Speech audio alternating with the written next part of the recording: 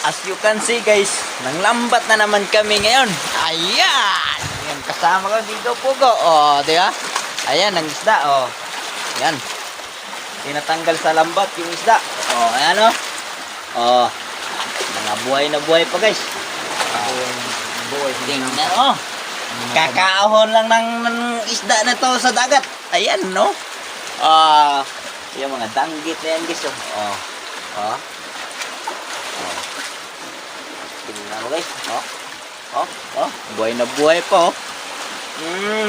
Yan naman. At tingnan mo na lang. Ayun oh. Yung danggit guys eh. Tingnan mo guys. Hindi ko nang kamutin mo dyan buang kariya.